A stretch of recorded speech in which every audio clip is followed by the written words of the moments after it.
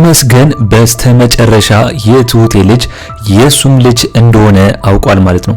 እንግዲህ አሁን ላይ ቲና ትሁትን በማስፈራራት ይህን ነገር እንድደብቅላትና ይህን ነገር ደግሞ ከደበቀችላት ትሁቴ ደግሞ በዛ ፋንታ ለቲና የሆነ ነገር እንድታደርግላት ፈልጋ ነበር ማለት ነው። በዚህ ነገር ለመጠቀምና ትሁቴን ለመጉዳት ምክንያቱም ቲና አሁን ላይ የምትፈልገው ትሁቴ እንድትጎዳና የሆነ ነገር እንድትሆን ነው የምትፈልገው። ምክንያቱም ብዙ ነገሮችን የቲና ነገሮችን ስታበላሽባትና ቀድማ በመገኘት እንግዲህ ስታከሽፍባት ነበር ማለት ነው እቅዶቿን በሙሉ። ስለዚህ አሁን ላይ እንግዲህ ቲና ለተመስገን በመሄድ እንግዲህ የትሁቴ ልጅ የሱም ልጅ እንደሆነ ነው የነገረችው ማለት ነው። ስለዚህ አሁን ላይ ተመስገን ሚስጥሩን ሙሉ በሙሉ አውቋል። እንግዲህ በቀጣይ ተመስገን አሁን ላይ ምንድነው ሊያደርግ የሚችለው? ትሁቴን ሄዶ ቤቷ ልጄን የት ነው ያለው የት ነው ያረግሽው ብሎ ይጠይቃታል እንደገና፣ ወይም ደግሞ ትሁቴን ከዚህ ቤት ይዟት ወደ ሀገር ቤት ልጄን የት እንደሆነ ነገሪን ብሎ አምጪ ይላታል ወይስ ምንድነው የሚላት ብላችሁ የምታስቡት? እስቲ ሁላችሁም በዚህ ጉዳይ ሐሳብ አስተያየታችሁን ኮሜንት ላይ ማስቀመጣችሁ እንዳረሱ። እንግዲህ ትሁቴ ክፍል 74 ቶሎ እንዲለቀቅ ሁላችሁም ኮሜንት ላይ ክፍል 74 ቶሎ ይለቀቅልን በማለት ይሄንን ቪዲዮ ላይክ በማድረግ ይጀምሩ። እንግዲህ ከዚህ በፊት ተመስገን ቲናን ብዙ ጊዜ ጠይቋት ነበር። ምክንያቱም ቲና ከዚህ በፊት እንደቀልድ ትሁቴ ልጅ አላት እኮ ብላው ነግራው፣ ነገር ግን ተመስገን አሽፎባት ቀልዶባት ነው ያለፈው። አሁን ላይ ግን ተመስገን ይህንን ነገር አጠራጥሮታል ማለት ነው። ስለዚህ ያለው አማራጭ ምንድነው? ትሁቴን መጠየቅ ነበር። ትሁቴን ግን ሲጠይቃት ልጅ ምንድነው የልጅ ምትለው ብላ እየተንቀጠቀጠች ነበር የመለሰችለት። ስለዚህ አሁን ላይ ተመስገን በዚህ ሁኔታ ውስጥ ሆኖ ለምን ትሁቴ ይህን ጥያቄ ስጠይቃት ተንቀጠቀጠች ወይም ፈራች የሚለውን እሳቤ አስቦ ነው እንግዲህ ለሚያውቀው ለሰው እየደወለለት። እንግዲህ እሱ ከታሰረ በኋላ ወይም ደግሞ ለብዙ ጊዜ ስለታሰረ ትሁቴ ምን እንዳደረገችና እሱ ከታሰረ በኋላ እሱ በሷ ላይፍ ውስጥ ምን እንደተፈጠረ ስለማያውቅ ነው እንግዲህ ያንን ነገር ለማጣራት የሞከረው። መጀመሪያ ተመስገን እንግዲህ ልጅ የተባለው እንኳን የካሌብ ከሆነ ካሌብንም ልጁንም እንደገና ትሁቴንም ነው መገላቸው ብሎ ነበር እየፎከረ የነበረው እንጂ ልጁ የተመስገን ልጅ እንደሆነ ራሱ ተመስገን አላወቀም ነበር ማለት ነው። ምክንያቱም ትሁቴ ከካሌብ አርግዛ ከሆነ ወልዳ ከሆነ ብሎ ነው የፈራው። ቆይታለች እንግዲህ ትሁቴ ከገጠር ከወጣች እሱን ፈርታና እሱን ሸሽታ ከዛ ከገጠር ከወጣች ቆይታለች።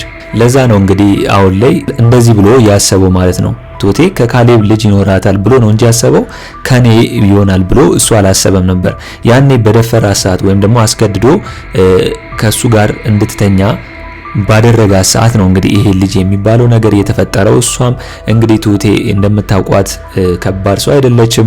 ቲና ብትሆን ወዲያው ነበር የምታስወርደው። ነገር ግን እሷ እንግዲህ ልጅ መግደል ኃጢአት እንደሆነ ስለምታውቅ እንደምንም ብላ ያንን ልጅ ወልዳው እያሳደገችው ነው የምትገኘው።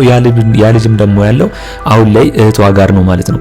አሁን ላይ ደግሞ የካሌብ አባት ትሁቴ በምንም አይነት እንድትጎዳና እሷ እንድትጨነቅ አይፈልግም። ዳኒም ይህንን ነገር አይደግፈውም። ለዛ ነው እንግዲህ የካሌብ አባት ለዳኒ እያዋየው ያለው።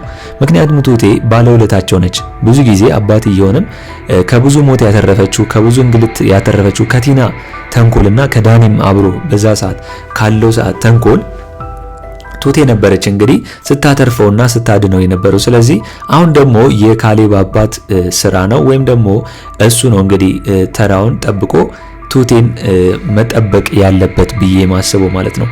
አሁን ግን ቲና በጣም ከባድ ሰው ሆናለች። ምክንያቱም ሁሉም ነገር ከታወቀባትና ሁሉም ነገር እንግዲህ የሷ ስራ በከሸፈ ጊዜ አሁን ላይ ደግሞ ተመስገን ነው እያገዘችው የምትገኘው ማለት ነው። ምክንያቱም ተመስገን አሁን ላይ እንደሚታወቀው ትሁቴን ይዟት ወደ ሀገር ቤት ለመውሰድ ወይም ደግሞ እህትሽን አግቻታለሁ ብሎ በቲና ሴራ ትሁቴን ይዟት ለመሄድ ሲል ነው እንግዲህ ዳኒ መጥቶ ያስጣላት ማለት ነው። ለዛም ነው እንግዲህ ያመለጠችው ትሁቴ። ስለዚህ አሁን ላይ ቲናና ተመስገን እየሰሩት ያለው ነገር ፌክ እንደሆነና በውሸት እሷን ምን እያደረጉ እንደሆነ ተረድተዋል።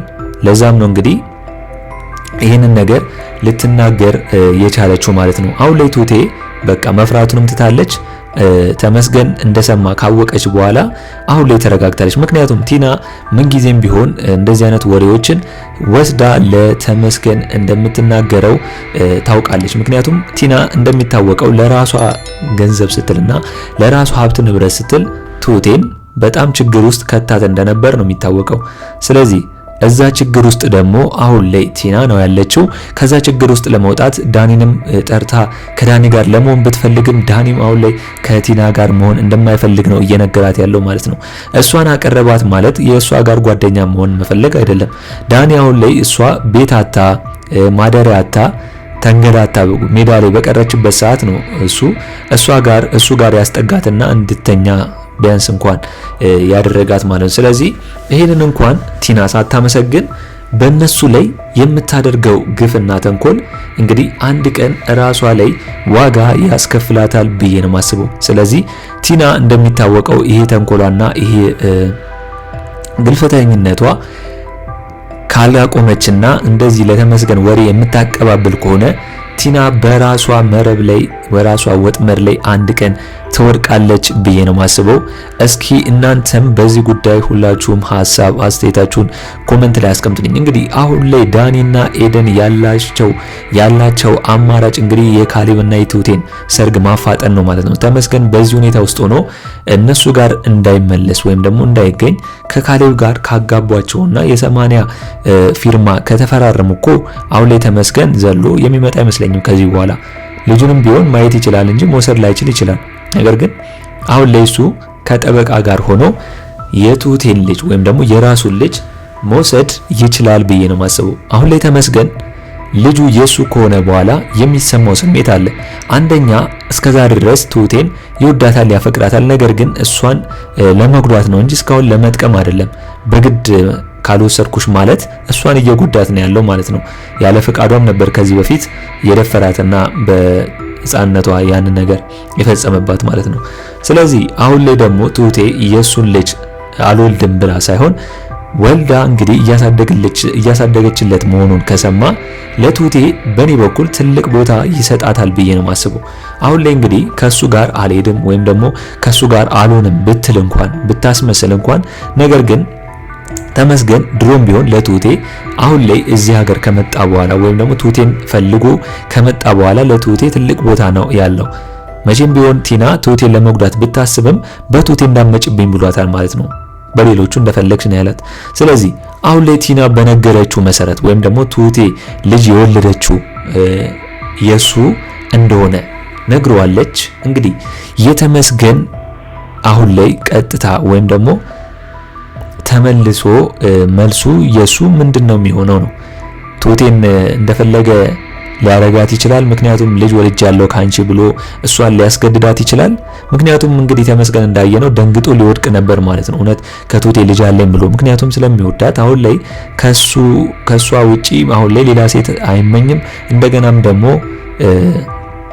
ትሁቴም ብትሆን የሌላ ወንድ እንድትሆን አይፈልግም። ግን እስከዛሬ ድረስ የት ነበር?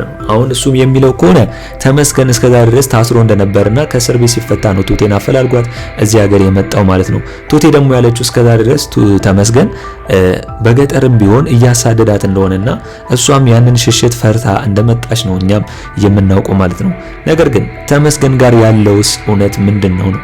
እውነትስ አሁን ላይ ያንን ነገር ካደረገ በኋላ ተጸጽቶ እስር ቤት ከገባ በኋላ ታርሞን የወጣው ትሁቴ ፍቅር ሲል ወይስ አሁንም ቢሆን ትሁቴን በፍቅር ሳይሆን በእልህ ነው እየወደዳት ያለው የሚገኘው ብላችሁ ነው የምታስቡት?